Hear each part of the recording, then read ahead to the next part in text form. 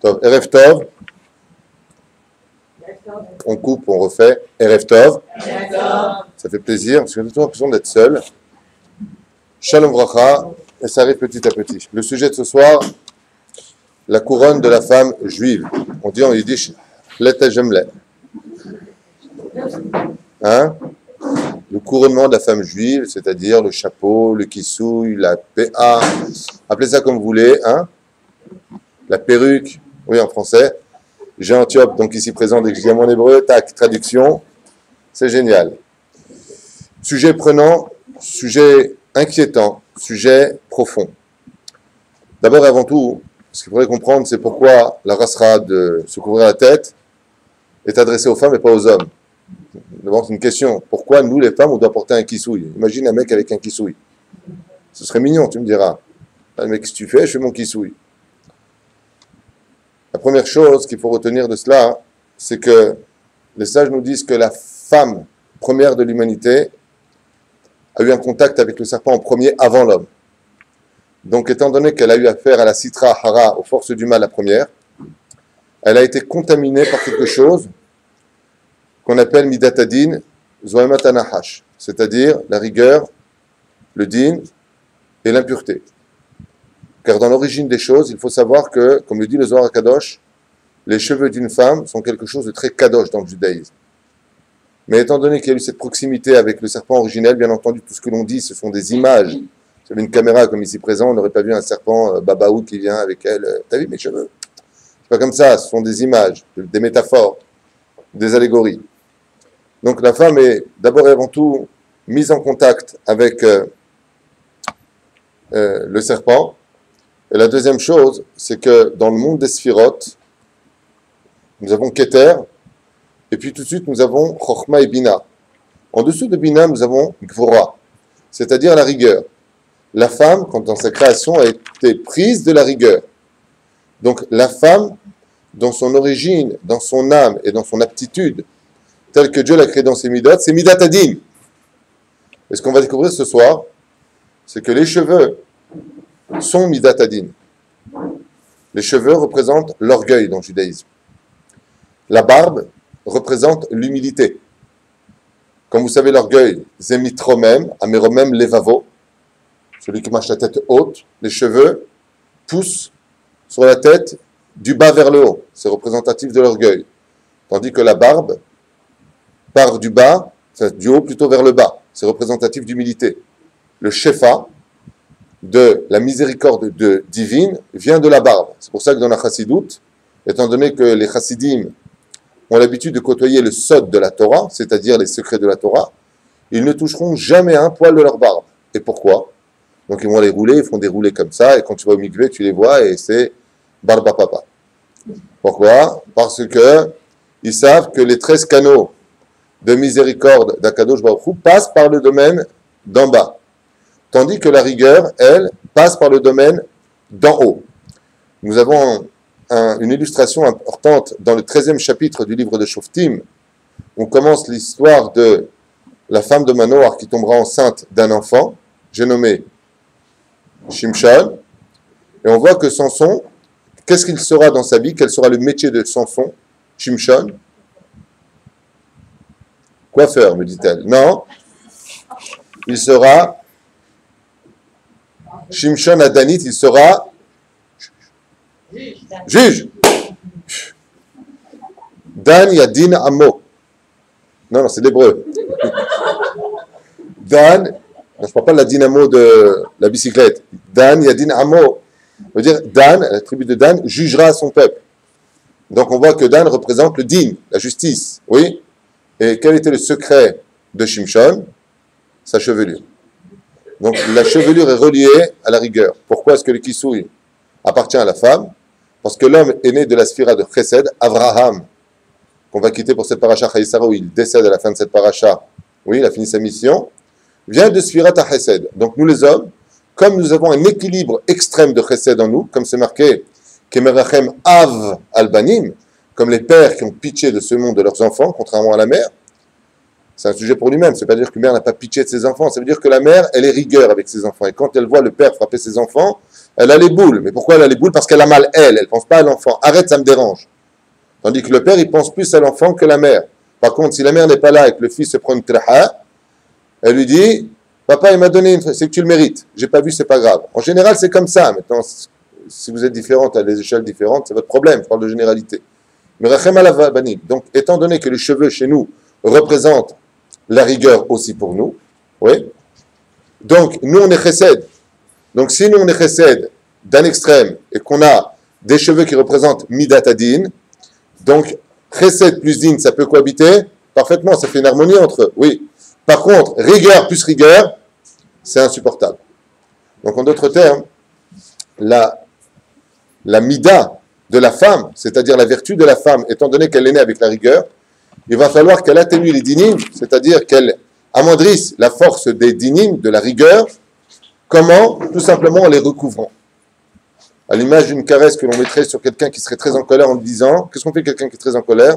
Bon, calme-toi, calme-toi. On lui donne des coups très gentils sur la main, on essaie de le calmer.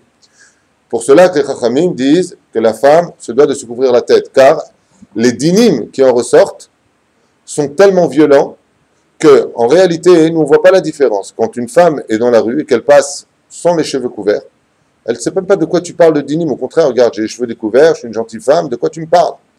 La différence vient du fait que dans les cieux, dans le reflet des cieux, ton âme est jugée selon Midatadin, parce que tu as la tête découverte. Donc c'est un gros, gros problème. Alors moi, ce que je propose, avant de rentrer dans le Zohar et les mondes ésotériques du Kisui, c'est de rentrer d'abord et avant tout dans la mahloket de plusieurs Gemarot, à savoir, est-ce que le Kisui, c'est d'abord une obligation ou pas une obligation? Si c'est une obligation, est-ce qu'elle vient de la Torah ou des sages de la Torah? Et combien même on devrait se couvrir la tête, dans quelles conditions on devrait se couvrir la tête, et avec quoi on devrait se couvrir la tête? Voir les poskim qui permettraient aussi, de par cette parenthèse, comme on en parlait hier soir dans la voiture, à savoir, est-ce que Bémet, on peut porter la perruque sur qui on peut compter, ou est-ce que Bémet, c'est uniquement et exclusivement le kisui, c'est-à-dire la mitpachat, aidez-moi, le foulard. Voilà. Dans la Mishnah et la Gemara, il y a marqué comme ça, à propos du livre de Bamidbar, on parle de la femme qui a trompé son mari, lo alenu velo alechem, on lui fait boire Mesota, parasha de Nassau, livre de Bamidbar. Et mitzvah mina Torah, puisque là-bas il est marqué, dans le texte, ou parait rosh aisha, et tu retireras le kisui, tu retireras le foulard de la femme, dans la Torah. Tu ne peux pas retirer quelque chose si ce n'était pas d'abord sur la tête.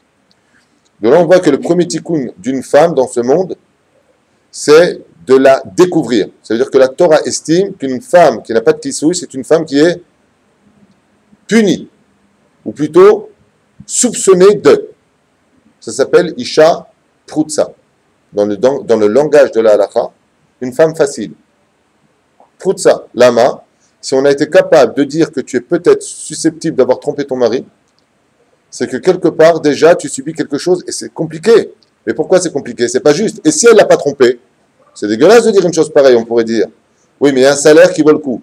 D'ailleurs, ce salaire a été utilisé par plusieurs grandes tzadkaniot, dont Hana, la femme d'Elkana, quand elle a vu qu'après 19 ans, elle ne pouvait pas tomber enceinte, elle a fait comme ça, raconte un midrash, un peu court le bruit, qu'elle aurait peut-être été enfermée avec un homme quelques secondes dans une pièce, donc on va lui faire boire Mesota, et donc, quel est le salaire de la femme qui est faussement accusée, même si elle n'a plus de trompe, ni d'ovaire, ni d'utérus, plus rien, mâchée, elle tombe enceinte, et c'est battoir qu'elle aura un enfant, et que cet enfant sera tzaddik.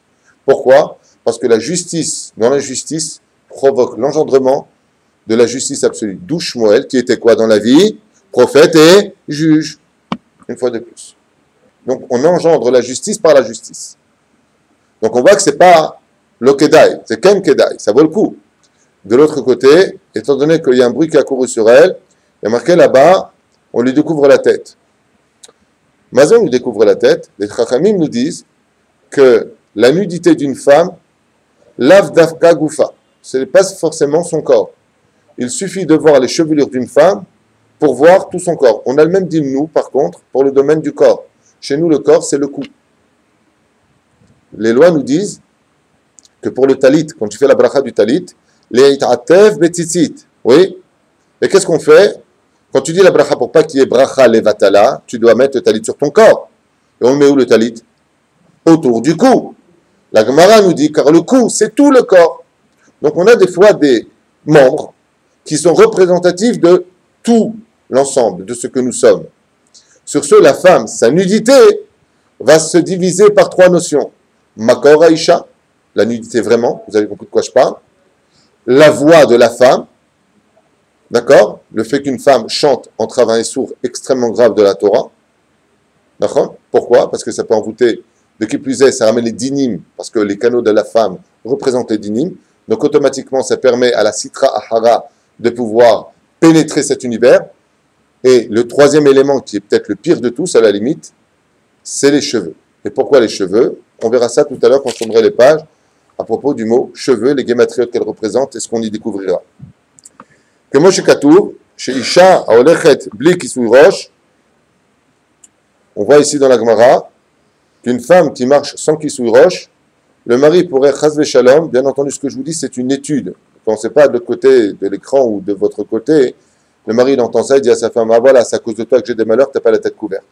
Chasve chalila, de dire une telle chose à sa femme. Il faut être un chacham pour dire une telle chose, mais ne te venge pas en cherchant un korban, un sacrifice pour ton irresponsabilité ou ton manque de respect vis-à-vis d'elle. Car si tu respectais ta femme, tu aurais plus de mazal. Alors n'essaie pas de la détruire à travers... ça ne va pas dans ma vie, c'est de ta faute. Je cherche la biche que je vais condamner. D'accord? Faites attention à cela, j'insiste énormément. Maintenant que j'ai dit, on peut déchirer. Isha Ra'a. Les nous disent, est-ce que c'est une femme Ra'a? Marqué comme ça dans ma secte Ketubot qu'on a le droit de renvoyer une femme qui est mauvaise. Mazé Isha Ra'a, une femme qui ne veut pas se couvrir la tête, c'est considéré comme une femme Ra'a. Mais Moutar les Gareshota, à cause de cela. Le terme disait, plus que cela encore, Yotzet Belo Ktubata. Ça veut dire, elle sort et ne peut en aucun cas exiger le soum de la Ktuba. Parce qu'elle ne s'est pas couvert la tête. Donc ça, c'est un dioun de la Gemara. Et pourquoi on a besoin de la Mishnah et de la Gemara pour éveiller cette question-là? Les sages nous disent parce que la Torah ne nous a pas dit combien elle devait se couvrir la tête. Peut-être une partie derrière, ou peut-être que devant, ou peut-être sur le côté. Donc les Chachamim nous ont dit, elle devra se couvrir toute la tête. Bon, iré. Dans Masechet Brachot, à la page 24 à Moudalef, il y a marqué Se'ar Beisha Erva. Ce que je viens de vous dire tout à l'heure, donc dans Brachot, il y a marqué que la femme, si on la voit sans son kisouille, on a vu sa nudité, mamash. Top, Verashi Masbir, She'en Baal Aisha, Likro Kirat Shema. Est-ce qu'un homme, par exemple, Rashi là-bas explique, est-ce qu'un homme a le droit de faire son Kirat Shema devant sa femme? Si elle enlevait son kisouille, c'est sa femme. La femme a enlevé son kisouille, maintenant elle est à la maison, elle ne veut pas aller selon Zohar HaKadosh, elle peut aller selon l'Halacha. Maintenant le mari veut manger avec sa femme, elle vient à table, la tête découverte. Maintenant, elle ne compte pas manger, car si elle veut faire une bracha, bien entendu, vous avez très bien compris qu'elle doit avoir la tête couverte. Est-ce que par exemple, ce qui n'est jamais le cas d'ailleurs, mais si par exemple tu venais à table avec les cheveux découverts, est-ce que je pourrais faire une bénédiction, Boré Peri Haetz ou Shema Israël? Ouais, je peux pas, même lire mon kira, je peux pas. Est-ce que je pourrais faire la prière? Je peux pas. Est-ce qu'elle pourrait faire sa prière? On peut pas. Et pourquoi on peut pas? Ça va, c'est des poils sur une tête, hein. C'est pas non plus un meurtre, hein. Il faut se calmer, hein. Non, c'est la nudité de la femme. Les Chachamim nous ont donné un très beau machal. Ils ont dit, tu sais comment les lions se respectent? Qu'est-ce qu'un lion reçoit comme effectif d'un autre lion dans les combats qu'ils veulent mener l'un contre l'autre? Deux choses. Le hoc de leur voix, ce qu'ils dégagent, ces ondes très puissantes, et la deuxième chose, leur crinière. Imaginez un super beau lion, style le roi lion, il va chez le coiffeur, mais à l'armée. Il revient tondu. À quoi ça fait quoi? Ça fait peur? C'est le bidon, le chat. Il a des grosses pattes, mais il a perdu toute sa beauté, sa royauté. De la même façon, comment on vérifie la validité d'un cheval? Les scientifiques, enfin les éleveurs disent, ils vérifient la crinière du cheval. De la même façon, la femme, sa beauté, c'est ses cheveux. On voit à Resh Lakish, quand il était encore brigand, alors qu'il se promenait comme ça sur son cheval, il avait une blonde aux yeux bleus. Et il était à peu près à 15 mètres de hauteur, au-dessus d'une falaise. Il a vu une femme comme ça, bien foutue, dans le Nar, dans le fleuve, en train de plonger. Quand il a vu, pas le faire, il a sauté près d'elle. Il l'a retourné, il a dit, I love you, non, je vais tromper. c'était Rabbi Yochanan, qui comme il était nazir, il avait ses chevelures. Il était dans le mikvé en train de faire un mikvé. Et là, grâce à Dieu, c'était pas mitzvah de la Gahava. Il a eu de la chance. Baruch Hashem. Il lui a dit, ah, je pensais que vous, femmes, vous les femmes, il lui a dit non, par contre, j'ai une sœur, elle est plus belle que moi. Tu fais tchouva? Il a dit d'accord. Il a vu sa sœur, il a épousé sa sœur, depuis c'est devenu son beau-frère. Résultat des courses, la beauté de la femme, c'est ses cheveux. Les sages nous disent, étant donné que cette femme, elle est mekoudeshet, c'est-à-dire que le jour du mariage, elle n'appartient qu'à un seul homme sur terre, c'est-à-dire son mari, et que la beauté de la femme, ce sont ses cheveux, alors il est de coutume que la femme, se couvre la tête pour ne donner à son mari que sa vraie beauté. Est-ce que c'est clair? C'est encore une des ta'amim qui est rapportée dans la Gemara, dans le Mishnah, par les Chachamim, à savoir que la beauté de la femme, ce sont ses cheveux, et que cette beauté-là ne doit appartenir que au mari. Seul son mari doit connaître l'identité réelle de sa femme, car elle est mekoudeshet. Bien. Vous imaginez, après ce que vous venez d'entendre, quelle situation des femmes mariées qui sortiraient dans des soirées bar mitzvot, mariage, d'eau, sans tissu, vous avez compris, donc robe fendue, et puis les cheveux bien comme il faut, elle devient donc la proie et la femme de tous ceux qui l'ont. Ça s'appelle tromper son mari. Pourquoi? Parce que dans la Torah, il est marqué Lo tahmod et shetrecha. Tu ne convoiteras pas. Il n'y a pas marqué tu ne toucheras pas. Toucher, c'est une chose. Convoiter, c'est déjà un sourd de la Torah. Donc si tu la convoites, c'est que tu l'as pris. Quand tu vois dans une bar mitzvah, pourquoi le monde Haredi, dès qu'il y a des mariages mélangés, ils s'en vont? Pour ne pas tomber dans le issour de convoiter la femme d'une autre. Car automatiquement, on verra dans le Zohar HaKadosh qui dit sur ça, c'est terrible. Mamash terrible. Donc automatiquement, on est obligé de se rétracter, de se mettre dans l'ombre de la Avera pour ne pas passer de l'autre côté. Je vous rappelle que le mot Avera en hébreu qui veut dire péché. Qu'est-ce qui vous arrive ça? On va manger de piment, quoi. Alors, qui veut dire péché vient du mot en hébreu Avera, la avor. C'est-à-dire passer au-delà des limites qui me sont permises. Je n'ai pas le droit d'aller au-delà d'eux. Donc, je reste à ma place. C'est pour ça que dans le monde de la Torah, on se retire pour ne pas passer de l'autre côté, parce qu'il suffit d'avoir un seul frémissement pour un homme, pour une femme qui est mariée. On a déjà fait un issour de la Torah. L'Igmara, c'est tout.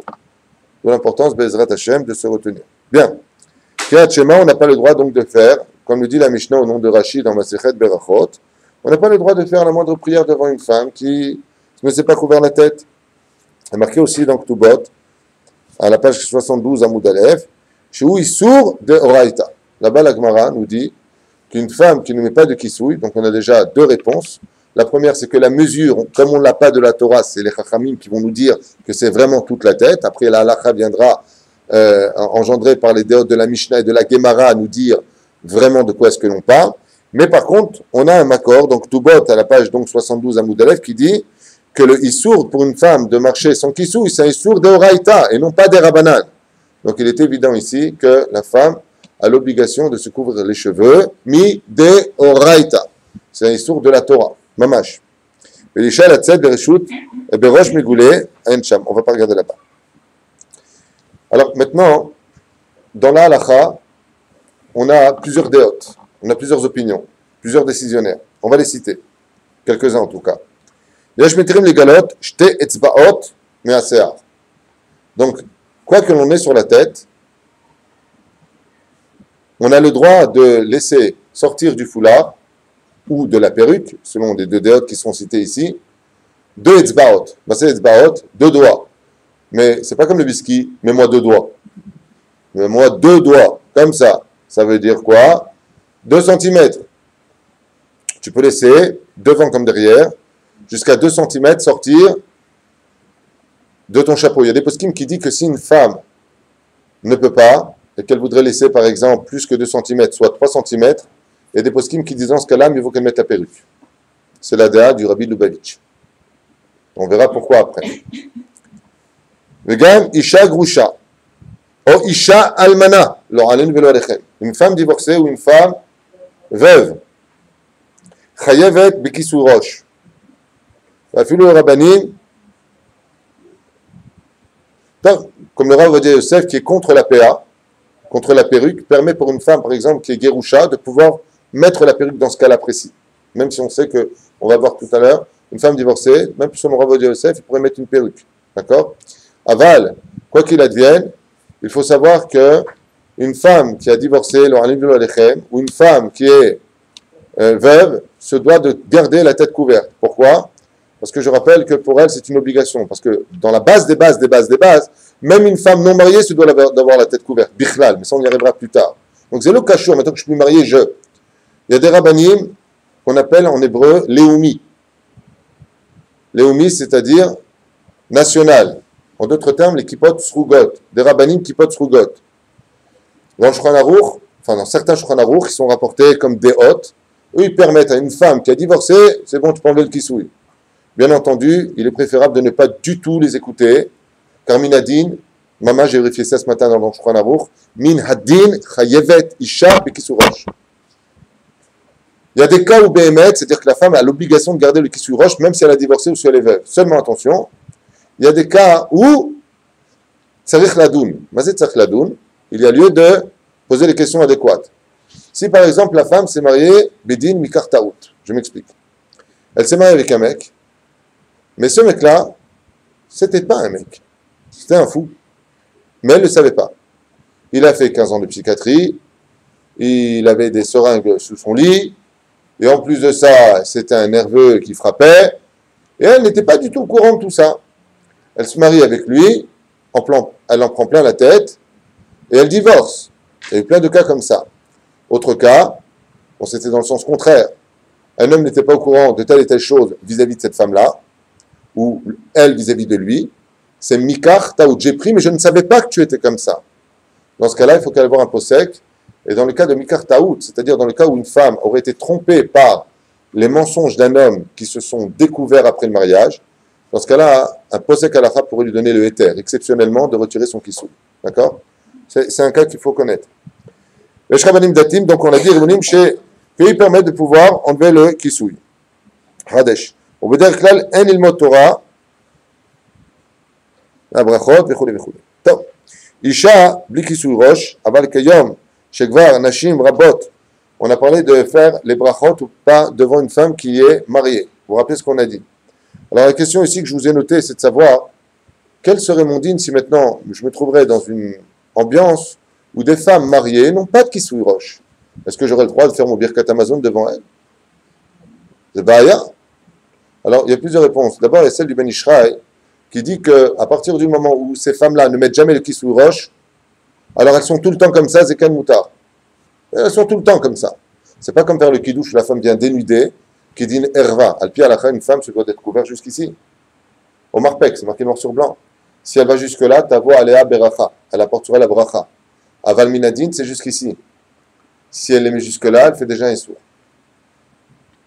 Aval minadin, c'est jusque-là. Mais une femme qui n'a pas l'habitude de se couvrir. Comme par exemple, je vous donne un exemple concret. Qui a le droit de venir prier en short dans une bête Knesset, Hashem Yishmor V'Irachem? Ceux qui sont toute la journée en short, c'est leur vêtement. Donc si la femme, dit le Ben Ishraï, elle ne porte pas du tout le kisouy, jamais le kisouy, c'est ce qu'elle est, Azeken Moutar. Dans ce cas précis, de le faire. Au Beder Klal, en ilmot Torah, ken, o berachot, ou même kirat shema ou autre chose, devant une femme qui n'a pas son kisouy roche, mais le khatrila, aval, comme maintenant beaucoup de femmes ne se couvrent pas la tête, alors c'est un problème. Et si la femme se couvre la tête et que là, son foulard est tombé, tu fais une bracha, c'est-à-dire que tu attends, puisque là, sa nudité a été découverte. Il y a des rabbanim qui disent bichlal qu'aujourd'hui, alors ce que je veux dire, bien entendu, vous n'en tiendrez pas compte, même si ce grand de la Torah, ce seigneur de la halacha que je vais citer, est un très grand, on le sait, c'est un vrai Talmid Chacham. Seulement, Yahid et Rabim al Rabim, et la majeure partie, Bevadaï, de tous les rabbanim disent que En la lechet baderech hazot bichlal, il n'y a pas lieu de tenir compte du tout de ce qu'il a dit. C'est le Rav Shalom Messas, Alava Shalom. Le Rav Shalom Messas, ainsi que le Rav Yosef Messas, sont posés qu'aujourd'hui, voir les femmes na'agou shelo lechasot et arosh. Donc, l'autre tzarich kisouy bichlal. Rav Messas, qui était donc originaire du Maroc. Je reviens. En français, je le dis. Le Rav Shalom Messas, ouais, il est posé que le minhag d'Israël aujourd'hui, c'est que bichlal, partout où on va, les femmes ne se couvrent plus la tête. Sur ce, il est obligé de mettre le kisouy roche. Il n'y a aucun Rav, à part lui, que j'ai trouvé, à part le Rav Yosef Messas aussi. J'ai regardé partout ce matin, je n'ai pas trouvé un seul. Ça contredit tout ce que j'ai lu. Aval, moi, je ne suis pas là pour représenter ce que j'ai envie de vous dire. Je suis là pour vous représenter l'ensemble des choses. Et pourquoi? Parce que j'ai connu une femme du Maroc qui s'appelait Intel, je ne donne pas de nom, et qui m'a dit non, non, non, non, moi j'ai mon rab, je ne mets pas de kissouille. Une femme de rabbin. Je lui ai dit, vous ne mettez pas de kissouille et vous êtes une femme de rabbin? C'est un petit peu. Mais je savais sur quelle elle était basée. Elle était basée sur mon Rav Messas qui dit Nashim Varlo Nahagou. Il sait ce qu'il dit le Rav Messas. Seulement, ce n'est pas la à tout le monde. C'est pour ça que, quelque part, Kol HaKavod, on se doit l'enseigner. Aval, quand vous aurez la fin du cours, vous allez voir combien il y a lieu de fuir ce éther du Rav Messas. Combien même, avec tout le respect qu'on lui doit, le Vadaï ou Vadaï, que Shtabar Vitale Shmonahad, c'est un grand posek halakha. Je vous rappelle que c'est Rav Ovadia Yosef lui-même qui l'a nommé grand rabbin de Jérusalem pendant son règne de Rabbah d'Atra de Jérusalem. On sait très bien que c'est un très grand rab. Aval, lui, il dit comme ça. Il dit, on n'a pas besoin, étant donné que les femmes, patati patata. Alors, bien entendu, de l'autre côté, qu'une femme ne dise pas, ah, bah, tu vois, il y a un rab qui dit, alors, tu vois, moi, je ne mets pas de kissou, j'ai sur qui compter. En d'avoir casé. Ça ne marche pas comme ça dans la vie. Si vraiment tu veux aller selon le Rav Message, tu vas selon le Rav Message dans tout. Je ne suis pas sûr que tu vas suivre le reste. Vous comprenez ce que je veux dire? Ce n'est pas le supermarché, je prends là où ça m'intéresse. C'est important de le stipuler, même si bien entendu, aucun autre Rav permet, de toute tendance confondue, que ce soit les Lubavitch, les Breslev, les Rav Kook, les Rav Shach, toute tendance, aucun ne permet une chose pareille. Aval, c'est important pour vous de le savoir, parce que si demain vous rencontrez une femme dite religieuse qui n'a pas de kissouille, sachez que dans certaines contrées du Maroc, Nahagou Shelo Lassim Kissou Roche. Et c'est bon, on ne met pas. Et on fait les brachot, et mon père c'était un grand Rav, il m'a rien dit. J'avais rencontré une fois à Yerushalayim la fille du Rav Shalom Messas, mariée, et effectivement son kissouille. J'étais un peu étonné. J'étais, waouh. Oui, c'était à l'époque, il y a 20 ans. Mamash, Zemashekatou. Kissouille roche pour les révakot. Qu'est-ce qu'on appelle les révakot? Les femmes qui ne sont pas mariées. Est-ce que oui ou non on doit le mettre? Je vous ai noté quelques petites bribes à savoir vis-à-vis de la halakha, c'est très important avant de rentrer dans le sol de l'étude. Svan Africa, les Juifs d'Afrique du Nord, ainsi que Edut HaMizrach, les Irakiens, les comment on appelle, les Yerushalmi, les Syriens, les Libyens, tous ces Juifs-là, d'accord? Le Théman, les Yéménites, Nahagou Redakot Lechasot, et Rosham Bishat, Tfila, Limut Torah, Kiryat Shema, Ve'amida. Toutes les brachot. Donc nous les Sfaradim, on est en plein dedans. Le minag des Sfaradiotes, c'est qu'une fille non mariée se doit d'avoir la tête couverte quand elle vient étudier la Torah, dans sa Amida, faire ses bénédictions, le Birkat Hamazon, même si elle n'est pas mariée. C'est le Kachour. J'ai pas fini, vous allez voir la suite. Ça, c'est même la Amida, mais l'Amida encore plus. Le Birkat Hamazon, c'est beaucoup plus fort que la Amida. La Amida, c'est Mahloket, des Rabbanan ou des Raïta. Le Birkat Hamazon, des Choul Alma, c'est de la Torah. À partir de l'âge de 12 ans, elles doivent déjà se couvrir la tête, selon ce qui a marqué ici, mais je n'ai pas fini. Donc, est-ce que oui, on va le faire ou pas? Vous verrez par la suite. Soyez patiente. Je vous ai fait un bon travail aujourd'hui. Je ne prépare jamais mes cours, mais celui-là, j'ai préparé. Aval. Étant donné que de tous les pays qu'on vient de citer, et les plus mahmirim, ceux qui vont selon le Rambam dans cette déa-là, c'est les Yéménites. Même dans leurs écoles à eux, ils ont laissé ce minhag d'Israël, par rapport aux jeunes filles non mariées, laisser tomber. Donc, étant donné que maintenant, on le voit de moins en moins, voir l'onahagou, ça veut dire quoi l'onahagou? Ils ont déjà plus pris sur eux pour que les jeunes filles mettent le kissouille. Sur ce, si elles ne le mettent pas, ils suivent un minhag général du peuple d'Israël. Alors, est-ce que ça voudrait dire pour nous que ça, c'est valable par rapport au fait que c'est les bnot Israël qui vont décider quoi faire de la Torah? C'est vrai, si tu vas selon le Rav. Ben, c'est comme ça que, mesdames, vous avez le kissouille à la maison. Je vous explique en 2 mots. Selon le Rambam, le kissouille, il est pour Reshut Ayahid ou Reshut Arabim. Il est pour chez toi ou pour la rue, quand tu vas dehors? Il est pour la rue. Donc, chez toi, selon le Rambam, il écrit noir sur blanc. Le Rambam, une femme chez elle, elle est dans ses murs ou elle est dans la rue? Elle est dans ses murs. Elle reçoit du monde, elle peut enlever son kissouille selon le Rambam. Pourquoi? Je suis chez moi. La halakha n'est pas comme ça. L'halakha, c'est que même devant un homme, on va voir plusieurs dehors, le Mishnah Brura, le Kaf HaChaim, tous les poskim. C'est ça qu'il faut voir. On ne va pas selon le Rambam. Il y a les trois piliers, le Rosh, le Rif et le Rambam. Le Bet Yosef va faire le Rov, c'est-à-dire majorité-minorité, pour sortir la halakha. Faites attention à ce que vous entendez. Ne commencez pas à devenir des mamas salés en halakha. Pas du tout. Je vous donne toutes les branches et ensuite on va rétablir qu'est-ce qu'on fait vraiment dans la vie. Mais juste que vous sachiez que même selon le Rambam, eh bien, la femme se doit d'avoir la tête couverte à l'extérieur, mais même dans son khatser, dit le Rambam. C'est quoi le khatser? C'est-à-dire, elle sort dans sa cour. Imaginez qu'elle a une villa. Elle est chez elle, elle enlève son kissouille. Elle va dans sa cour. Maintenant, dans sa cour, tout le monde la voit. Il y a la barrière. Selon Rambam, elle est dans son khatser. C'est Reshuta. Yahid. Je suis chez moi, j'ai le droit. Alors, comment se fait-il que même la halakha aujourd'hui ne le fait plus? Les filles d'Israël ont refusé d'écouter le Rambam dans ce domaine. Refusé. Aucune fille en Israël a accepté de se montrer la tête découverte chez elle. Donc, étant donné que Rov Nashim, parce que je vous ai donné un cas de Rov Nashim, la majorité des femmes, dans le cas contraire aussi, la majorité des femmes ont refusé Minag qui est halakha. Et de ce Minag-là, la halakha interdit aussi à une femme de se montrer chez elle la tête découverte. Pas Minadin, mais Minhag Israël, Bnot Israël. Pourquoi je vous dis ça? Pour équilibrer ce que j'ai dit juste avant. Ça y est un petit peu dans les deux sens. C'est-à-dire que les filles d'Israël ont pris sur elles, si la majorité a pris sur elles deux, ça devient une halakha pour Israël. D'accord? C'est clair? Yofi. C'est important de le stipuler. Rav Poskim, Ashkenazim, par contre, eux, ne sont pas du tout mahmerim sur le sujet. Ils ont laissé tomber et n'obligent aucune fille de Bet Yaakov ou de tout autre Bet Sefer, même Bet Rivka chez les Lubavitch, Ashkenazim, lo mahmerim bichlal, sur ce sujet-là, les jeunes filles, tant qu'elles ne sont pas mariées, lo noagot, n'ont pas le minag de se couvrir la tête. Aval, une fille qui voudrait le faire, tavo la bracha, elle pourrait tout à fait le faire. Bien. J'arrive au sujet de comment se couvrir la tête, avec quoi on peut se couvrir la tête. Alors en général, on évite de prendre des serpillères, on prend ou un foulard ou une perruque. La fameuse perruque. Qui est pour et qui est contre? Alors, ici, Atal Ishmaïa, et du boulot. Voyons ce que ça donne. Yesh Shiroim Bapea, Nochri, bien entendu, Din Shel Kisui. Alors, qu'est-ce que c'est une perruque? Je vous dis en deux mots.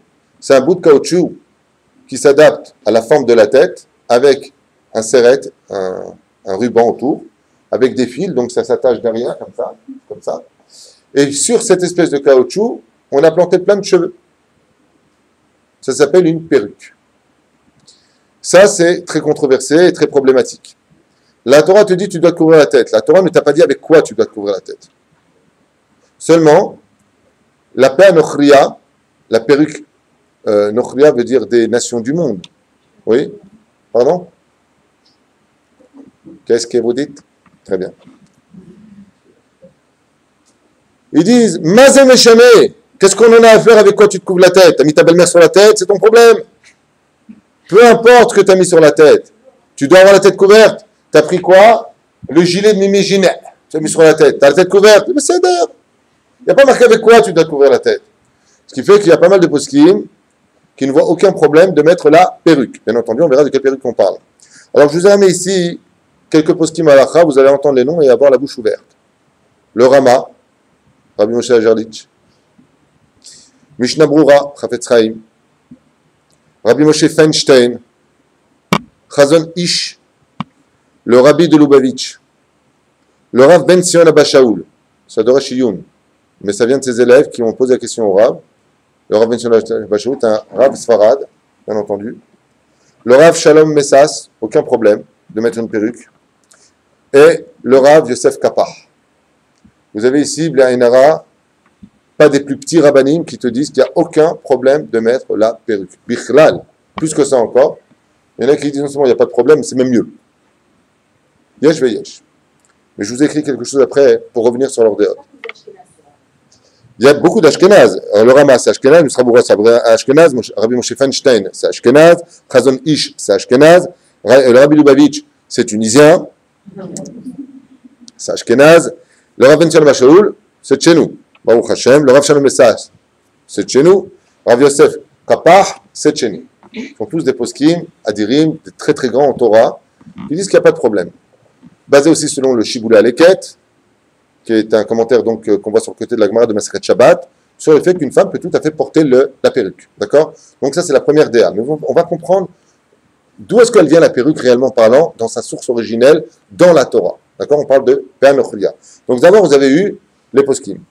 Et bien entendu, pour ceux qui l'interdisent, on va citer un nom, puis après ça va découler tout seul. Notre maître, l'aigle des aigles, le Rav Ovadia Yosef, bien entendu, qui a écrit avec lui plus de 80 poskim qui interdisent strictement le port de la perruque à un tel point où le Rav Ovadia Yosef écrit dans son livre Yabir Omer, et j'ai lu mes propres yeux, si un Rav permet la perruque, c'est un Rav réformiste. Il va loin. Lui, carrément, il va très, très, très loin. Mais une fois de plus, de quelle perruque on parle?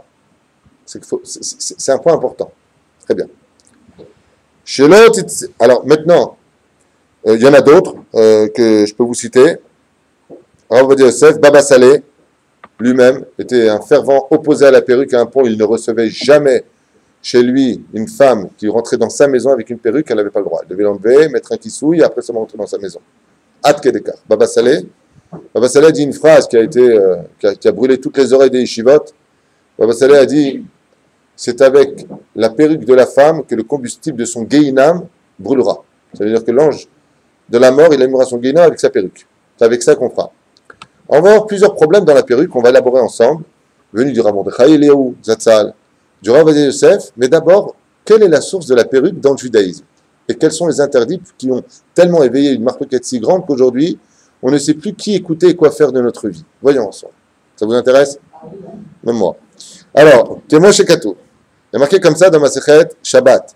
Shelo tetse be Shabbat isha le reshut arabim im pea nochrit. Et là, bien entendu, vous allez toutes réagir en me disant, ah bah oui, c'est évident. Je vous traduis ce qui a marqué.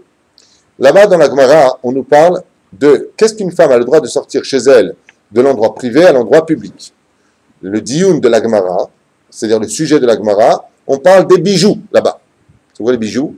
Big bijoux.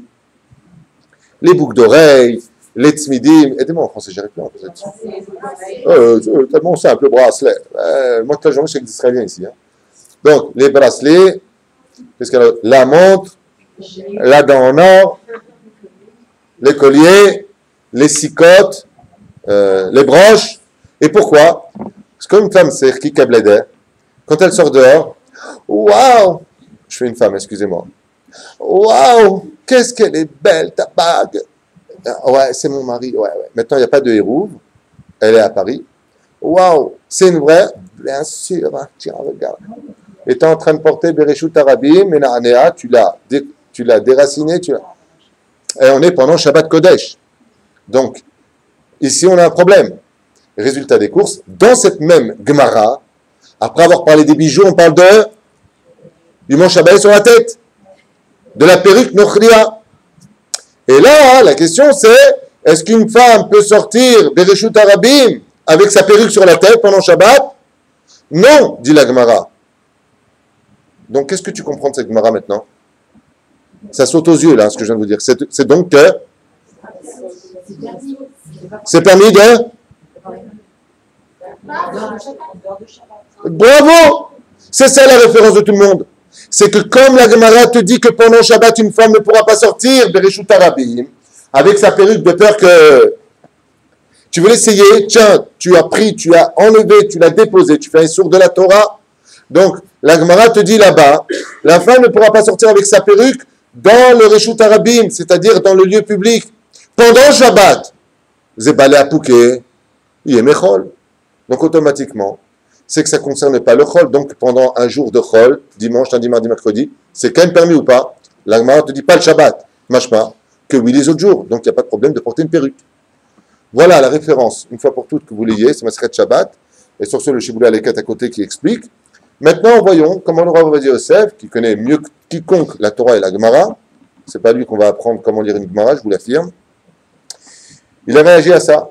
Il dit, Nachon, excusez-moi, Kol HaKavod, Kvod HaRabbanim, vous êtes tous très grands, très forts, je vous adore, mais je tiens d'ailleurs à rappeler que le jour où le Rabbi de Lubavitch, il a donné le éther pour les perruques, Lubavitch, alors vous allez voir chez les Lubavitch, les femmes charédiotes, elles ont des perruques très courtes. En général, les femmes Lubavitch portent des perruques très courtes. Et les cheveux, c'est du synthétique. Et ça se voit que c'est du synthétique. Le Rav Ovadia, il dit, mais excusez-moi, pourquoi on appelait ça Péanochria? Parce qu'on aurait dit, qu'est-ce qu'ils faisaient les femmes? Elles prenaient vous savez, les cheveux la queue de cheval. C'est comme ça, la queue du cheval. Ils mettaient ça sur une espèce de caoutchouc d'époque. Et quand tu l'avais, c'était Madame Mime. Madame Mime, c'est une sorcière dans un film de Walt Disney. Comme Chouma, quoi. Je veux dire, tu avais ça, tu ne faisais pas draguer, quoi. On voyait vraiment que c'était un kissouille. À la limite, c'était un kissouille avec vraiment des poils bizarroïdes comme ça dessus. Il n'y avait pas de problème. Mais on ne parle pas des kissouilles d'aujourd'hui où la femme est vachement plus belle avec que sans. Ouais, et en plus, ça t'arrive jusque-là. Et en plus, c'est comme le stylo. Hein, le stylo. En France, vous connaissez le stylo? Tu avais le vert, tu avais le rouge, tu avais le noir et tu avais le bleu. Ça s'appelle comment ce stylo? Le 4 couleurs. Ouais, c'est génial. T'épouses une femme, t'en as 4. Le matin, elle est blonde, le midi, elle est rousse, le soir, elle est brune, et pour finir, elle est châtain.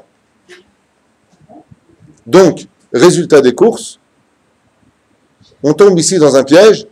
De quoi? Que Béhémet, cette femme-là maintenant, ça n'a rien à voir, dit le Rav Ovadia Yosef, avec la PA qui est là-bas. Les autres poskim n'ont pas répondu spécialement à cela. Donc le Rav Ovadia Yosef, il dit merci, Toda Rabba, je sais très bien ce que dit la Mishnah. Je ne me serais jamais battu contre les perruques, a dit le Rav Ovadia Yosef, s'ils portaient ces perruques d'avant. Mais aujourd'hui, c'est un défilé de mode. Je vous avoue qu'il n'a vraiment pas tort. Vraiment pas tort. De qui plus est, le kissouille distingue la femme d'un interdit de regarder. Je vais m'expliquer en 2 mots, c'est très simple. De regarder une femme qui n'est pas mariée, c'est un issour des Rabbanan. De regarder une femme mariée, c'est-à-dire les trachèses aléas, de regarder ses yeux, sa beauté, sa bouche, sa façon de parler, de déterminer ce qu'elle est, une femme qui est mariée, c'est un issour de la Torah. Et une femme qui n'est pas mariée, c'est un issour des Rabbanan. Donc, il y a un afkamina. Ce qui fait qu'une femme se doit de se distinguer. D'ailleurs, c'est ce qui ennuie le plus les femmes divorcées. Mais si j'enlève pas de kissou, comment je vais me marier? Là, on lui répond, c'est Dieu qui marie les couples.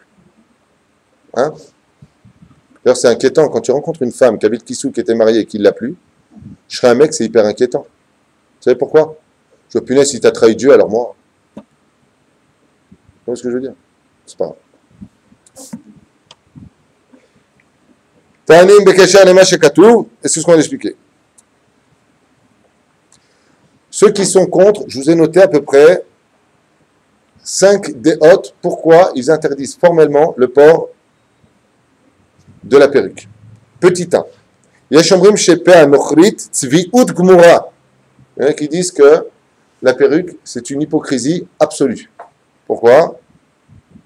Parce que ils n'arrêtent pas avec les élections. Hein. Ils fatiguent d'esprit et de morale.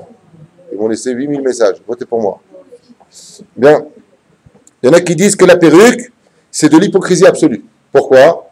Il dit, Maïn Afkamina, tu as pris les cheveux d'une autre, ouais, et tu les as mis sur ta tête, c'est des vrais cheveux. C'est de la zviout. Alors qu'est-ce que tu as fait? Tu as couvert tes cheveux avec les cheveux d'une autre. Mazad Varimaele. Ça s'appelle de l'hypocrisie. Il y en a qui disent comme ça. Il y en a qui disent que tout le but de la femme pour se couvrir la tête, comme on l'a dit tout à l'heure, c'est la beauté qu'elle préserve que pour son mari. Là, qu'est-ce que tu es en train de faire? Vous allez voir qu'à tous ces arguments-là, le Rav Messas va lancer un coup de canon sur tout ce qu'on vient de dire. C'est très, très sympathique d'étudier la halakha parce qu'ils se tirent dessus les uns sur les autres de façon élogieuse. Les Shem Shamaim, bien entendu. Mais c'est très intéressant. Il dit alors quoi? Tu t'es fait belle pour ton mari, et bah sauf, tu sors encore plus belle pour te montrer aux yeux des autres. Au Shetavrim, Pachot le Baala, vérifier, Haya Adif, Shetassim, qui sous le roche, Bereshut Arabim, Bepela, Babait. Alors il dit, qu'est-ce qu'il y a? Il y a des poskim qui disent, non, à la limite, mets une belle perruque chez toi à la maison, et quand tu sors dehors, tu mets un foulard. Parce que la perruque enjolive énormément. J'ai jamais vu une femme qui cherche une perruque dans une boutique à payer 4000 shekels. Je voudrais la perruque qui me rend la plus moche. Style, comment il s'appelle celui-là? Manège enchanté, là. Peluche, là. Pollux. Je voudrais une perruque Pollux. Je veux une perruque qui va, ça me va, je suis belle, je présente bien, pas de problème. Yeshombrim Shepazé, Kelly Gever, ce que je te dis hier soir. Il y en a qui disent c'est un très gros problème de mettre la perruque pour une femme pour une raison très simple. C'est que de tout temps, la perruque a toujours été un vêtement d'homme et non pas de femme. De tout temps, les hommes ont mis des perruques, et jusqu'à aujourd'hui. Il y a des poskim qui disent que la perruque c'est tellement grave que Bichlal, tout comme une femme n'a pas le droit de mettre de pantalon, elle n'a pas le droit de porter un vêtement d'homme. Et la perruque, et jusqu'à aujourd'hui en Angleterre, Et aux États-Unis, et dans encore beaucoup de pays, les hommes portent la perruque. Les rois de France avaient tous la perruque. Les juges. Donc c'est un vêtement d'homme et non pas de femme. Ça surprend beaucoup de gens, mais c'est une vérité. Très bien. Yesh Omrim. Ah. Il y en a qui disent que Bichlal, ça a été un bouleversement pour plus de 100 000 perruques qui auraient été brûlées en Israël, que la provenance des perruques, d'où elles viennent, ont servi à l'Avodazara. Et on vrime al-din isur ana'a be'avodazara. C'est-à-dire que les femmes qui ont donné leurs cheveux l'ont donné par un système assour, interdit de la Torah, par rapport à une statue, par rapport à une idole, par rapport à ce qu'elles veulent faire. Donc on parle du pays de l'Inde, en Inde. J'ai noté ça ce matin. Le Rav Mordechai Eliyahu dit Bichlal, aujourd'hui c'est un gros problème. Pourquoi?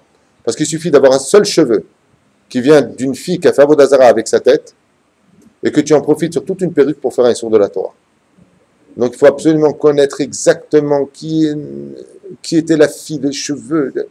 Le mieux c'est prendre du synthétique si vraiment tu veux mettre une perruque, selon cette idée-là.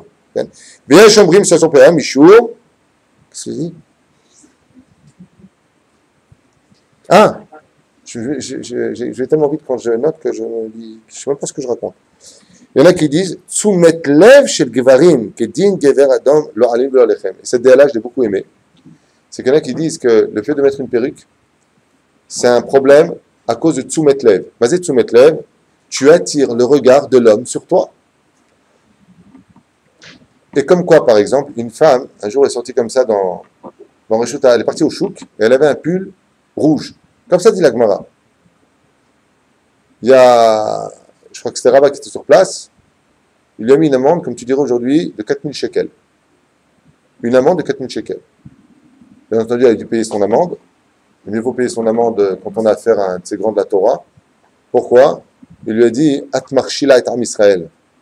Tu fais tomber les yeux d'Israël sur toi. Parce que le rouge, c'est une couleur qui est vive. Et que ça vous déplaise ou pas, vous n'êtes pas contente, vous allez au cotel, vous prenez une belle pierre de 40 tonnes, un grand coup de tête là-bas, vous hurlez, je suis pas d'accord.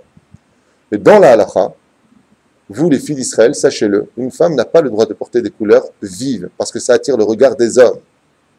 Mais mieux vaut qu'elle ait des couleurs vives que plus de couleurs et plus de tissu. Qu'on se comprenne. Ah oui. T'as vu, j'ai plus de couleurs. On n'a rien fait avec ça.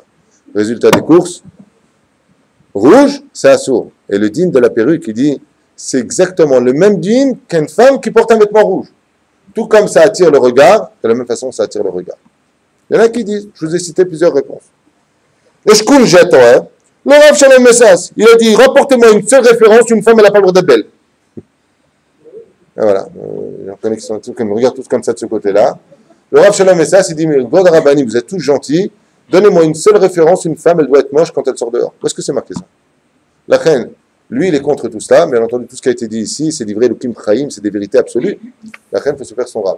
Le Rav Shalom Messas, lui, comme il a déjà dit, Bichlal, elle peut sortir avec une perruque, même sans kissouille. Dans son cas, lui, il n'y a plus de problème. D'accord? Quoi qu'il advienne, Zamatzal. Erech, Anifla, chez Lissam et Chassel à roche. Juste un instant, qu'est-ce que j'ai fait? Parce que j'ai fait dans le sens. Ah si, c'est ça. Voilà. Maintenant, on va parler. Je vous ai noté autre chose. C'est d'aller vite. Erech, Anifla. Quel salaire une femme, Bezrat Hashem. Donc, résultat des courses, est-ce qu'on peut mettre la perruque ou pas? Tant qu'on peut éviter. Il y a des rabbinim qui disent oui, il y a des rabbinim qui disent non. On a déjà expliqué cela. Le mieux, Bevadaï, c'est d'éviter de porter la perruque, de mettre la casquette, de mettre un chapeau. Il y en a qui ont fait tchouva. C'est pour ça que dans la vie, c'est comme au boulot. Au début, tu es prêt à 4000 shekels. Après 3 ans, tu voudrais prendre 6000 shekels. Ouais. Et bien dans la vie, c'est pareil. Tu as fait tchouva avec une perruque 3 ans. Maintenant, tu passes au foulard. Ah ah. Tov. Ah ah. Bon. Non, ça a motivé des gens à faire tchouva en voyant les femmes porter des perruques. Je t'ai déjà répondu. Moi, je peux te poser une question. Grâce à Dieu, tu as des enfants, que Dieu les bénisse. Ouais, tu les as vus manger quand ils avaient 1 an? Ouais. Ça faisait rire. Imagine à 20 ans. Ça fait plus rire. C'est pareil. Tu fais tuer avec la perruque, 2-3 ans, et la faute dalle. Nous, t'es demi. Alors? Rien à dire. Et voilà. Très bien. Qu'est-ce qu'apporte la perruque ou le foulard? Si on respecte toutes les déotes, hein, si on va respecter tout le monde. Alors aussi, je vous ai pris quelques petites histoires que j'ai choisies ce matin au hasard, comme ça, dans ma tête. Et je vous les ai notées comme ça pour me faire un repère pour moi et vous en faire part. Dans la Torah de la paracha de Korach, il y a une époque où j'avais un verre de Coca Zéro. Non, ça c'est pas dans la paracha, c'est un message à ma femme. Bien. D'ailleurs, j'aimerais dédier ce shiur pour la refouach de ma maman. Toda Rabba. Dans la paracha de Korach, il y a marqué à propos de la femme de Hon ben Pellet. Alors, je vous fais comme ça un petit résumé rapide. La femme de Hon ben Pellet était une femme supra-intelligente parce qu'elle avait de la crainte du ciel. Hein? Non, c'est la femme de Hon ben Pellet. Vous venez, ouais? Voilà. Alors, pendant que les Zouaves étaient tous en train de se battre, il y avait 250 princes, tous érudits de toutes les tribus. Ouais, je veux être le chef. Et puis Korach qui était là-bas en disant, je suis riche, je suis Crésus, me revient à moi le poste. Non, c'est moi, non, c'est moi, non, c'est moi. Il devait être 250. En réalité, ils étaient un peu moins de 250. Ils devaient être 251. Ils sont arrivés à 250. Parce qu'il y a marqué à la fin qu'ils étaient 250 dans la Torah. Il y en a un qui était très, très, très fort, qui était aisé, et qui avait été choisi tout particulièrement par Korach. Il était de la tribu de Réhouven, et il a eu une chance dans sa vie, il a épousé une roulette sympathique, mais Shemnah en plus, une femme extraordinaire de qui on dit d'elle, Isha Bona, Isha Oreset. Celle qui a construit sa famille, c'est la femme de Hon ben Pellet. Celle qui a détruit sa famille, c'est la femme de Korach. Et là-bas, qu'est-ce qu'elle a fait? Elle lui a dit, merci beaucoup. Elle lui a dit, pourquoi tu te mêles de cette histoire? Brabbi. Elle appelait comme ça à la maison, Brabbi, c'était son nom. Chacun son nom. Qu'est-ce que tu te mêles? Si tu vas avec lui et que Korach gagne, c'est Korach qui sera élu. De toute façon, tu seras toujours à la même place. Tu gagnes rien. Tu n'auras pas de salaire en plus. Tu n'auras rien de spécial. Et s'il perd, tu t'es battu contre Moshe, tu perds ton monde futur. Dans les deux cas, tu es perdant, tu gagnes rien. Elle lui a dit, ouais, mais non, mais laisse tomber, écoute, on est des copains et tout. Après, on va au pub, on a rendez-vous à la boîte du chien et du chat à Tel Aviv. On se fait une boum, quoi. On va pas commencer à... Hein? Side to the net fever. Yeah. Elle lui a dit, j'ai compris. T'es un peu tafouk. Elle lui a dit, bon, tu sais quoi, comme tu vas y aller, on se boit un ch'ti canon. Ah, ch'ti canon, ça se refuse pas. Un ch'ti canon, c'est un verre de vin éthique. Un ch'ti canon, c'était en France. Alors elle lui donnait un verre. Au bout du deuxième verre, fais dodo, voilà mon petit frère. Il s'est mis à dormir. Maintenant, les autres, ils arrivent. Comme ça, on raconte la Torah. Ils arrivent. Midrash, il nous dit, ils sont venus pour prendre Hon ben Pellet. Et sa femme, elle est sortie dehors. À l'intérieur, elle était tunisienne, elle est sortie comme une marocaine. Allez, ouais, allez. Tu comptes rentrer, Narplou, je te tue. Tu plaisantes ou quoi? Mais elle a fait mieux que ça. Elle a réfléchi. Elle a dit, non, je sais ce que je vais faire. Elle est partie à la porte, elle a enlevé son kissouille. Et elle les a attendus, elle a dit, Juanita. Comme ça. Ouais. Quand ils l'ont vu, qu'est-ce qu'ils ont dit les Réchaïm, qui voulaient la place de Moshe? Non, je ne parle pas des barbaresques, hein, je parle de la Torah, là, les Lefel Dalim. Qu'est-ce qu'ils ont fait? Ils ont dit, quoi? Tu as une tête découverte, tu es comme une proutsa, comme une prostituée dehors, et nous, on pensait prendre ton mari, mais il n'est pas digne d'être un dirigeant d'Israël. Donc on voit dans la Torah que même les Réchaïm du peuple d'Israël considéraient qu'une femme qui n'avait pas la tête couverte n'était pas digne d'avoir un mari qui monte dans la hiérarchie du peuple juif. Dans la Torah. D'où le salaire d'une femme, comme on verra dans le Zohar HaKadosh en tournant la page. C'est la première histoire que je vous ai donnée. La deuxième histoire, le Talmud Bavi Vechem Yerushalmi. C'est ce qu'on nous raconte là-bas, Midrash Rabbah, l'histoire de Kimchit. Vous avez tous entendu parler de Kimchit, une femme exceptionnelle, qui elle, par contre, ne s'est pas comportée ni comme la Halacha, ni comme la Haggadah, ni comme les Midrashim, selon un seul livre. Kimchit s'est comportée selon la Déa de Rabbi Shimon Bar Yochai. Et cette femme-là a eu quelque chose d'exceptionnel. C'est la mère de Elisha, Kohen Gadol. Elle a eu 7 garçons. Ces 7 garçons ont tous été Kohen Gadol. Tous ont été Kohen Gadol. Je ne sais pas si vous imaginez Imaginez que vous ayez 7 garçons qui soient 7 Rav Ovadia Yosef. Je te présente... ils sont tous en or comme ça, tous remplis de Torah à rabord. Je ne sais pas si tu imagines. Les sages sont partis voir Kimrit en lui disant, on avait déjà vu les 12 tribus, tous des tzadikim, mais il n'y a eu qu'un Kohen Gadol, il n'y a eu qu'un roi, il n'y a eu qu'un Lévi, il n'y a eu qu'un Kohen. Mais toi, tu as eu le summum représentant les enfants d'Israël, le Kohen Gadol, tes 7 enfants. On veut savoir quel exceptionnel srout tu as, de qui tu es le Gilgoul. Elle leur a dit, c'est très simple, je n'ai jamais permis au mur de ma maison de voir un seul de mes cheveux. Voilà, c'est mon secret. Je n'ai jamais retiré mon kissouille, jamais. Même en me lavant, je ne le retirais pas. Et comment c'est possible? Comment faisait Kimrit?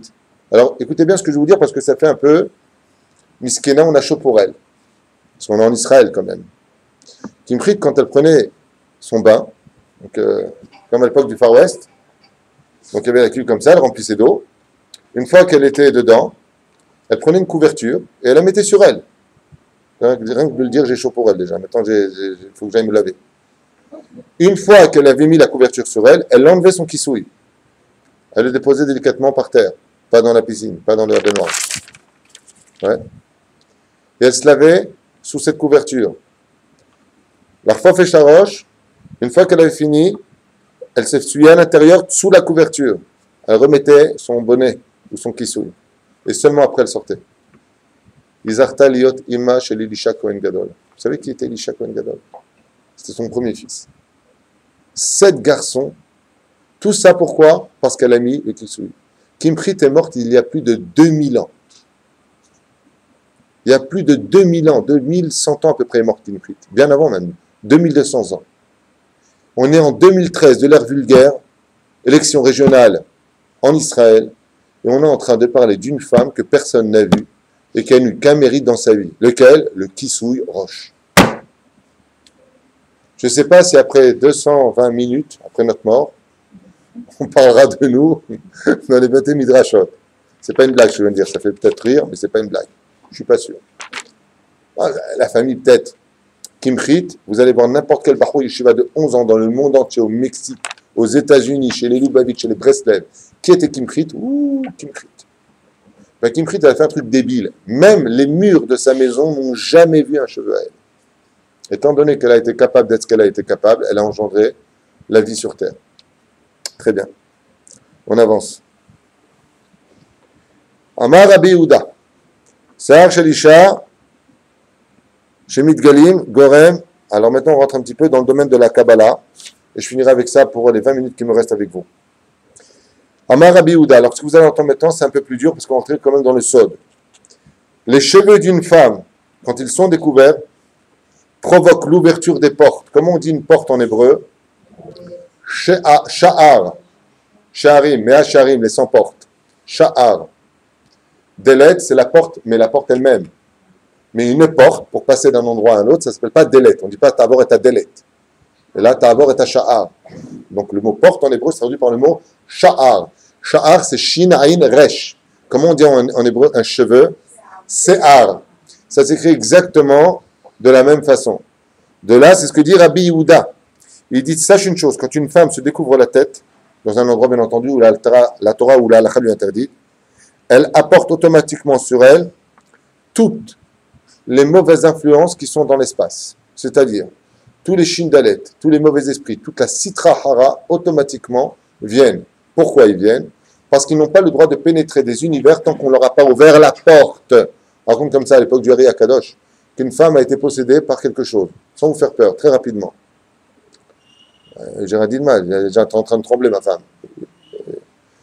Ils l'ont emmené au Hari Akadosh, ils lui ont dit, Vod arabe, cette femme est possédée, elle n'a jamais rien fait de mal, elle a le kissou sur la tête, elle est gentille, elle fait un couscous boulette vendredi, et voilà que maintenant elle est par terre avec de la bave. Le Hari Akadosh, il a dit, ramenez-la à la maison, je prierai pour que l'esprit qui est rentré en elle, il sorte d'elle. Il lui dit, mais Maï Pasha, quel est son péché? Le Hari Akadosh raconte comme ça, elle a chanté du chol ce matin en faisant son pain de Shabbat. Elle a chanté du Chol, elle a ouvert la porte à la Sitra Hara. Et c'est du Aznavour, alors celui-là. Bekitso. Là, non, tu sais pourquoi j'ai celui-là? Ramchal Yahou, il dit toutes ces paroles, c'est de la remède. J'ai vu ce qu'un jour je te rencontrerai. Ah, il rencontre personne et il faut tout le temps pleurer. Donc, elle a chanté du Chol, elle a ouvert une porte. Chaque cheveu, dit Rabbi Yehuda, chaque cheveu, Se'ar, pas Se'arot, Se'ar. C'est une porte qui est ouverte à la Sitra Hara. Ça veut dire que tu permets au Shin Dalet de rentrer dans ton univers et donc, en d'autres termes, de te faire tomber. Je vous donne un exemple concret. Chaz v'shalom, une femme qui divorce. Qu'est-ce qui la maintiendra toujours dans un équilibre de se tenir en haut de sa émouna? C'est prouvé, il n'y a même pas besoin de poser la question. Tant qu'elle a le kissouille, elle tient le coup. Le jour où elle retire son kissouille, bien sûr, les Yitzhara, il ne te dit pas mange du porc. Il te dit, bon, mange de la salade, c'est pas grave, ça reste au goy. Salade, on ne peut pas vérifier, un peu de vinaigre.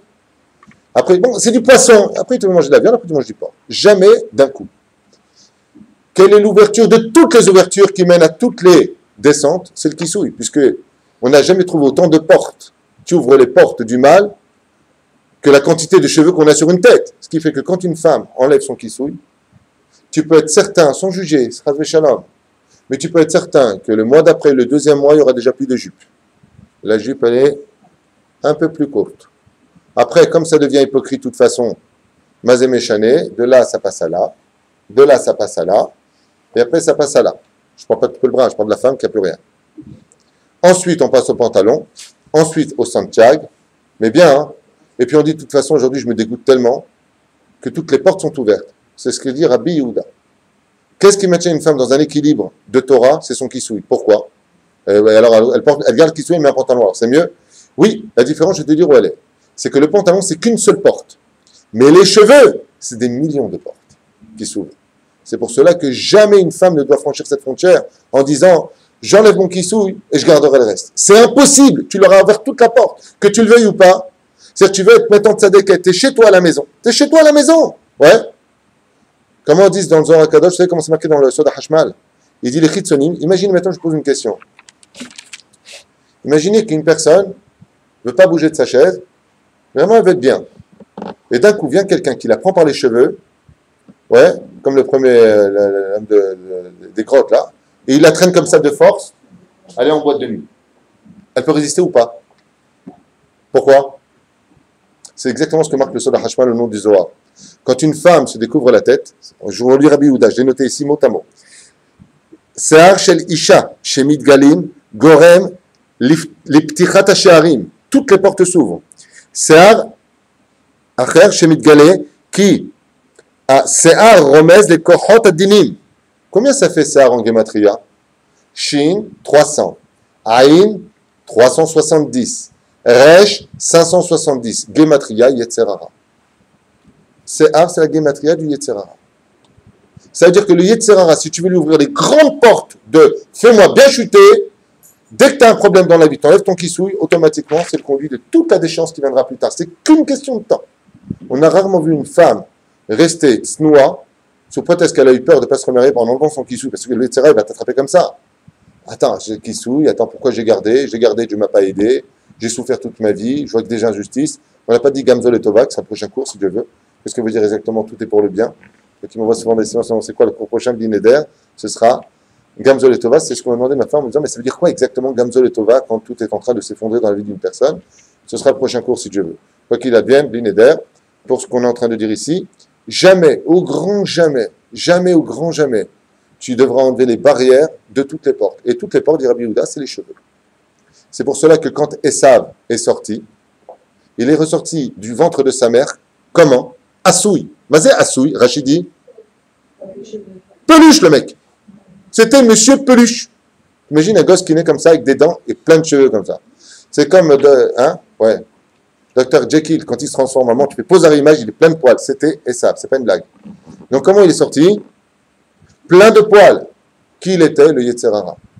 Tout ce qui est représentatif du poil, dans le judaïsme, c'est pour ça que lui va s'installer dans un royaume qui va appeler la montagne de... qui veut dire la montagne du cheveu. Du cheveu. Ar Seir.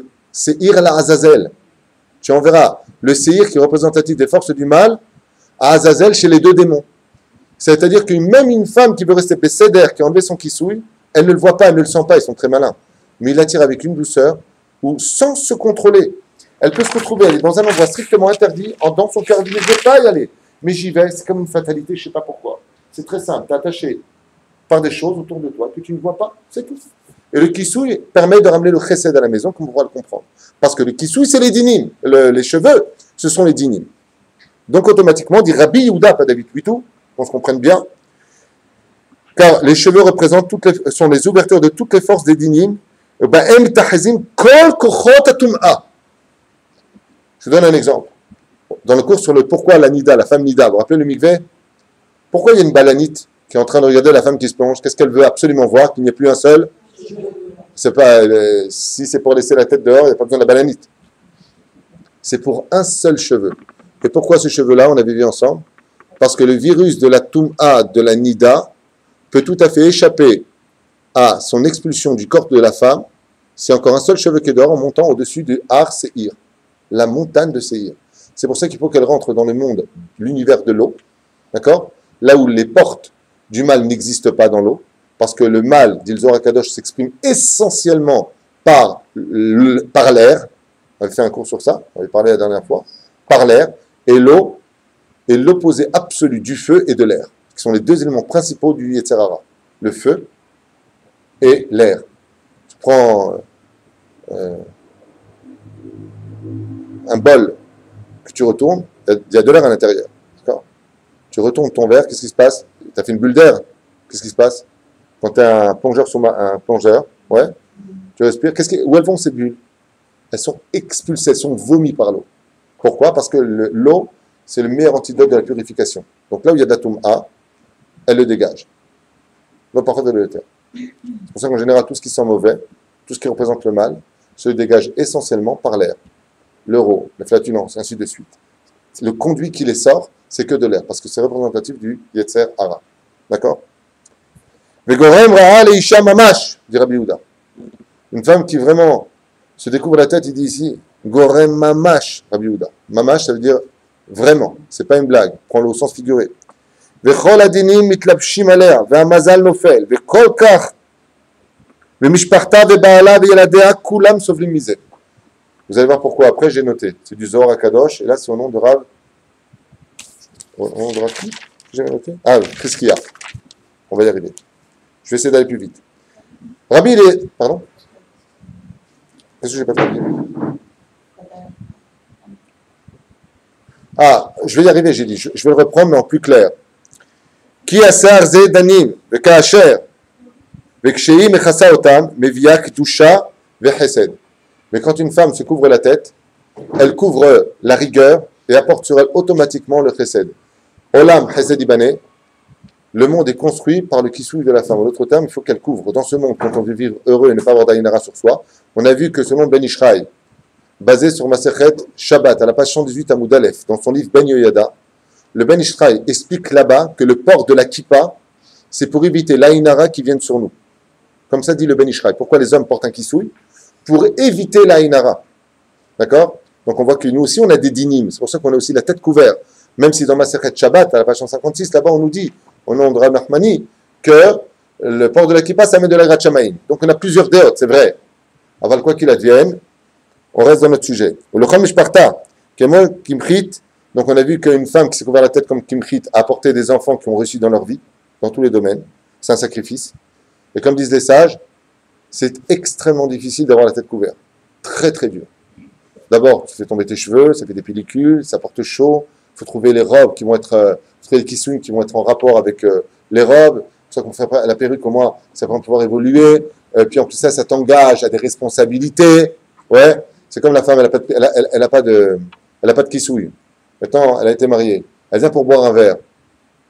Elle va pas regarder à hauteur d'elle. Si on la regarde, si elle prend la nappe, elle va la mettre sur la tête pour faire sa bracha. Parce que normalement, elle doit se couvrir la tête pour faire la bracha. Donc, qu'est-ce qui se passe dans sa tête? J'ai pas de kissouille. De toute façon, là où j'en suis, il n'y a plus d'espoir. Guénin pour Guénin, moi, je pense le plus de plaisir sur terre. Mais c'est que du désespoir. La Khenzassou. N'ouvre pas cette porte-là.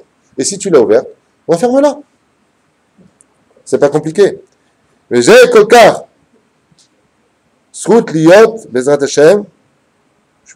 Mitpalel, kav chesed. Qu'est-ce qu'il dit? Leman am Israël baruch Hashem. Je base, je n'ai pas compris ce que j'ai écrit. J'ai kolkar. Ah, benose zchut liot bezrat Hashem. Gam ken mitpalel bekav chesed.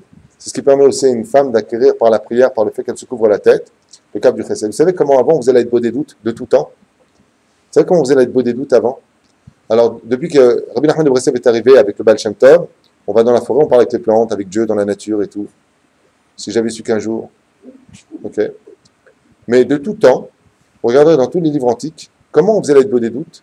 On allait devant le Echal, là où il y a les Sifrei Torah, on ouvrait le Echal, on mettait le talit sur la tête, on se couvrait pour couvrir tous les dinim et rentrer dans le cave de la prière. C'est comme ça qu'on parlait à Hachem. De tout temps, l'Aïdbo des doutes se faisait devant les Sifrei Torah. On ouvrait les Sifrei Torah, on posait les mains dessus.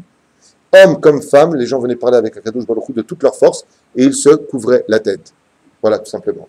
Pour vous donner un exemple des dinim, je vous ai apporté Rabbi Eliezer Ben Orkanos, dit Rabbi Eliezer Agadol dans son livre, Pirkei de Rabbi Eliezer, à la page 45, qui dit pourquoi la femme se doit de se couvrir la tête? Parce qu'elle est en deuil.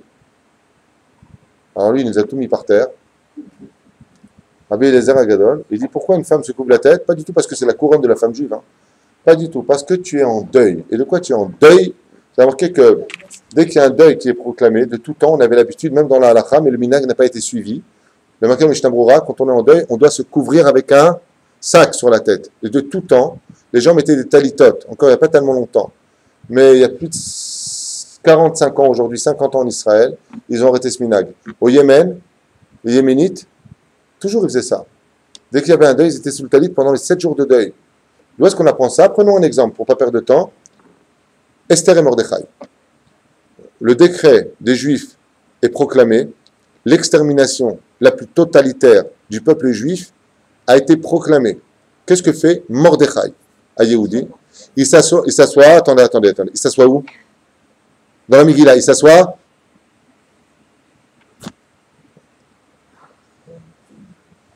Sha'ar HaMelech, à la porte du roi, Sha'ar HaMelech.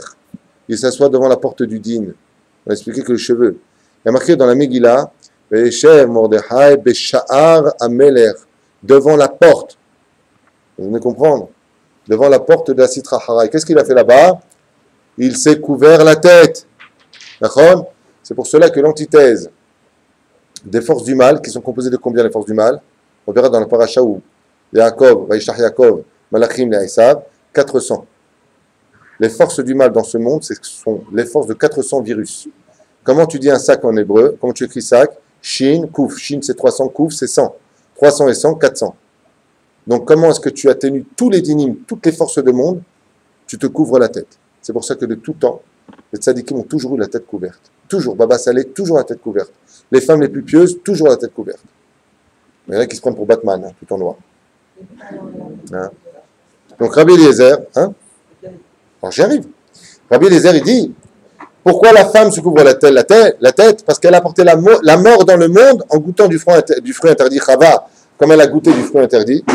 Dieu a déclaré la mort dans le monde, ce qui fait que si on meurt tous aujourd'hui d'une certaine façon, c'est parce qu'il y a eu la faute originelle qu'on a perpétuée, bien entendu, parce que si on avait arrêté, on aurait eu la Géoula. Donc on est autant responsable que nos premiers grands-parents. Résultat des courses, tout comme la femme se doit d'avoir la tête couverte, parce qu'elle va perdre cet enfant qui aurait dû naître à travers sa Nida. Nida, c'est la lettre mot Din Hashem.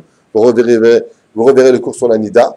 Donc pour cela, la femme se doit toujours avoir la tête couverte, parce qu'elle porte le deuil, justement, de cette Nida qui aurait dû naître un enfant, pas comme à la fin des temps. Et à la fin des temps, qu'est-ce qui se passera? À chaque union, il y aura chaque fois 6 enfants. Shisha, Bekeres, Echad. Hein? Si, parce qu'il y a d'autres sodotes qu'on va étudier juste derrière. Fini, ouais.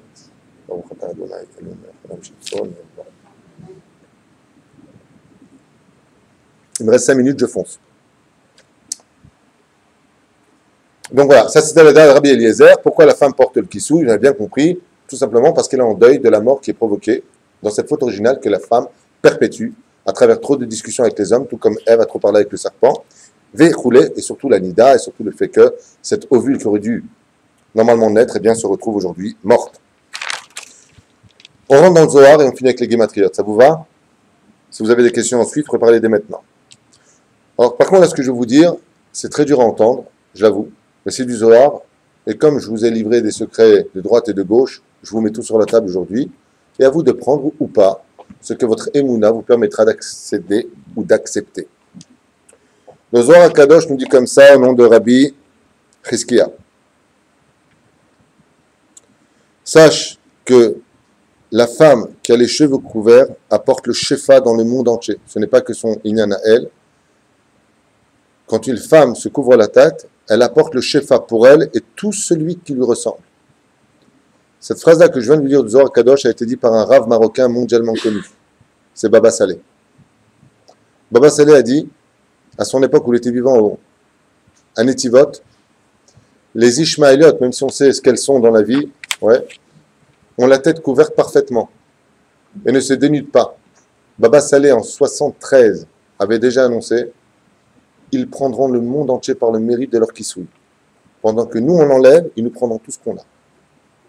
C'est du Zohar. Le kissoui chez la femme, vous avez remarqué que de toutes les religions, confondues toutes, hindous, chrétiens, musulmans, toutes les catotes, les femmes ont toute la tête couverte. Les nonnes, tête couverte. Dans la chrétienté, tête couverte. Les musulmans, tête couverte. Les juifs, on est l'origine de toutes les religions, la base de toute vérité, tête couverte. Et vous allez voir dans n'importe quelle religion, toutes ont la tête couverte. Même en Inde, dans les catotes, tu vois les diapositives, les femmes ont des voiles sur la tête. Quand elles rentrent dans les temples, elles se couvrent la tête. Vous avez compris? Et pourquoi? Tout le monde sait que le shefa vient du fait que la femme couvre ses cheveux.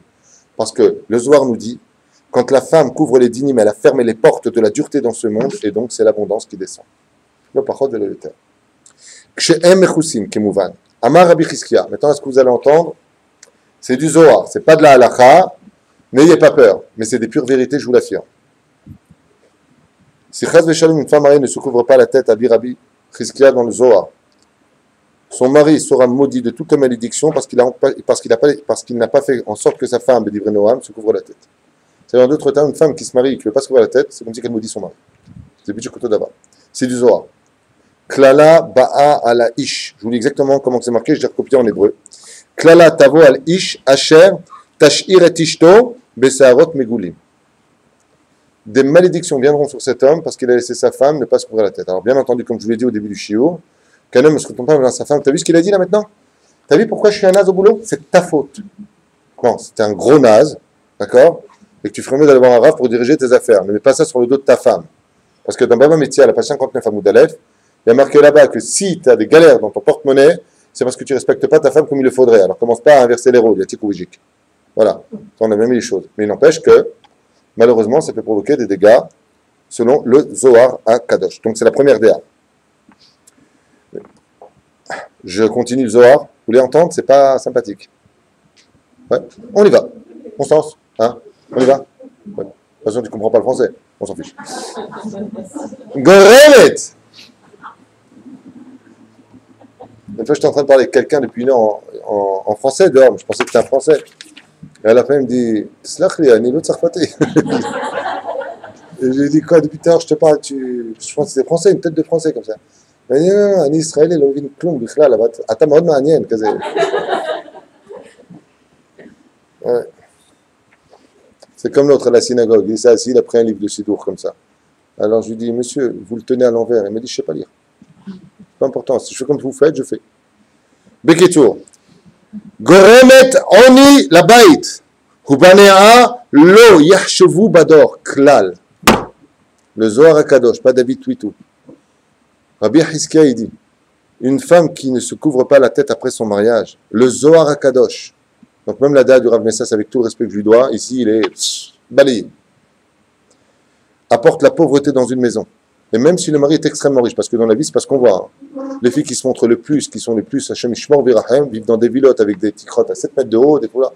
Ils ont des vies de gens maudits. C'est-à-dire que Dieu leur prépare tout ce qui va, tout ce qu'il faut pour aller dans l'orgueil, les mauvaises paroles, pour tromper le mari. Nous on voit que la rencontre, ils réussissent dans leur vie. Mais sur tout ça, ils rendront des comptes. Une femme qui a la tête couverte, Machi et Babaït Yebracha, et on le voit dans quelque chose d'incroyable que tout le monde me pose. Mais comment font les Avrechim?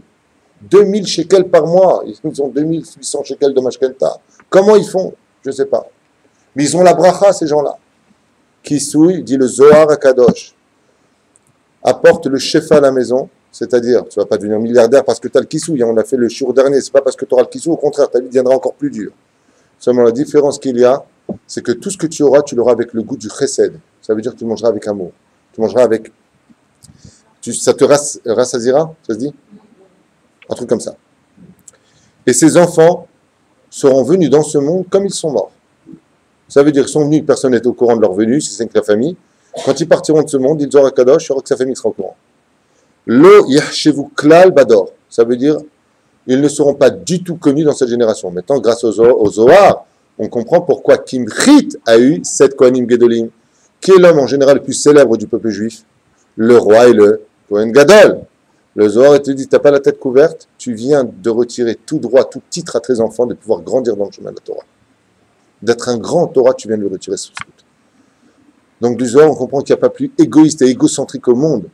Comme j'ai dit une fois à une maman, j'ai dit, mais si vous n'avez pas la force pour vous, c'est pas un problème, faites-le pour eux. Au moins pour eux. Tu les aimes, ces gosses? Alors fais-le, Yatik. Veimkar babait. Alors, le Zohar Kadosh, tout ce que je vous dis, il ne parle pas dans la rue. Puisque la suite du Zohar, c'est de dire, Veimkar babait. Kol sheken de kol sheken beshouk ou berushut arabim. Donc le Zohar, il parle de quoi? Tout ce qu'on vient de dire là. C'est si elle se découvre la tête à la maison.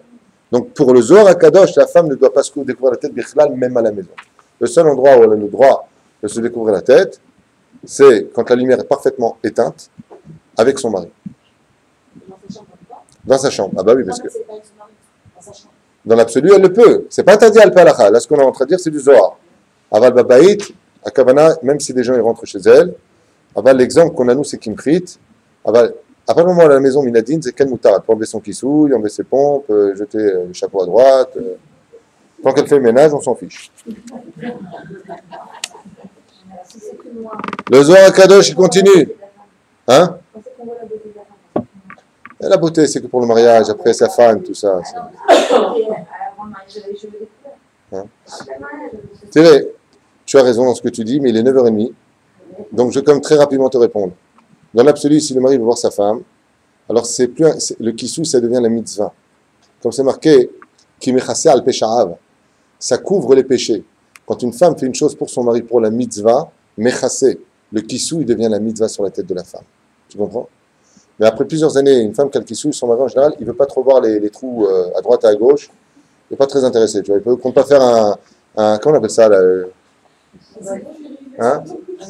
Ah, il ne veut pas faire un golf avec elle. Bon, il est où le trou là? Tu vois, ses cheveux ils tombent, c'est pas évident. Top. Bon, je suis une caricature, hein, mesdames. Ouais, nous on n'a pas de kissouille et pourtant on n'a plus de cheveux non plus. Hein. Bon, alors, le Zohar Kadosh finit comme ça. Notenet ou motolam limok mi shefa shel Israël ou miyofia. Quand une fille juive sort et que les non-juifs la regardent ainsi que les juifs, les non-juifs du Zohar Kadosh ont le droit de puiser de ces femmes juives toute la kedusha par le biais de la porte qui s'ouvre qu'on appelle les cheveux. Donc ils nous prennent notre kedusha à nous. C'est-à-dire qu'on a l'impression que c'est eux maintenant le peuple élu. Ça vous dit rien ce que je suis en train de dire? Hein? On parle de l'islam. Pourquoi l'islam monte dans le monde selon le Zohar Kadosh, pas David Twitou? Parce que les femmes ont la tête découverte. Parce qu'il y a un manque de sniout dans le monde. L'islam, on a l'impression que tout le monde se convertit à l'islam. Les gens sont plus intéressés par l'islam que par le judaïsme. C'est normal. Des cailloux, il y en a des bijoux, il y en a très peu. Des cailloux, il y en a beaucoup. Oh, je vais me faire descendre un jour comme ça. Ve'em godlim ve'anachnu mitma'atim. Vous entendez ce qu'il dit Zohar? Quand les femmes se découvrent la tête, les nations du monde, quand ils nous regardent, tu sais, les Arabes, quand ils sont au canyon et qui voient les femmes juives en train de faire des défilés de mode, à travers le fait que leurs yeux nous regardent, rappelez Pharaon avec l'histoire de Sarah, pourquoi les grenouilles, on avait parlé de ça? Parce qu'en regardant la beauté d'une juive, tu lui prends toute sa kedusha. Donc tu l'as vidée. Elle devient terne de l'intérieur. Les Arabes, quand ils voient les filles juives avec les goïms, hein, pareil, les cheveux découverts, par la porte de la tête qui se trouve en haut, ils puissent toute notre kedusha. Et regardez ce qu'il dit le Zohar. Hem mitrabim, ils ont encore plus d'enfants, plus de pouvoir, plus d'argent, plus de nous on est toi t'es rien. Ve'anachnu mitma'atim. C'est goût-là pour avoir. Et nous on sera de moins en moins nombreux sur terre, de plus en plus insignificatif. Ça se dit ça? Insignifiant. Significatif, c'est bizarre, elle est sortie bizarrement. Ça n'allait pas dans ma phrase. Vechen, kisui rosh mechazel ketaisha, beirat shamaim. Comme ça, il dit Zohar.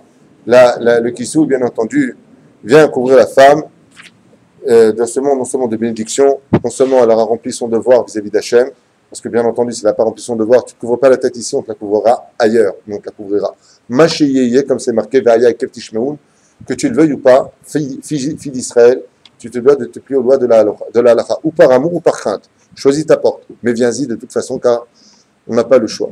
La reine Bezrat Hashem, ne laissez pas votre Yetzerara. Si une femme se couvre la tête et qu'il y a beaucoup de difficultés dans sa vie, ça prouve qu'elle est sur le bon chemin. Parce qu'on n'a jamais vu une mouche rentrer dans un verre vide. Mais une mouche ne rentre que dans un verre où il y a du miel. Donc si le combat est de plus en plus difficile parce qu'on se rapproche de la Shrina, c'est parce que la lumière réchauffe. Et quand on a de la lumière, alors tout le monde veut rentrer avec nous, tout le monde veut trouver l'espoir dans ce monde. Achem Bezrat Hashem, qui me chassa b'shaï. Non, je vous avais noté des gématriotes. C'est hors de question que je ne les fasse pas. Vous m'accordez encore 2 minutes?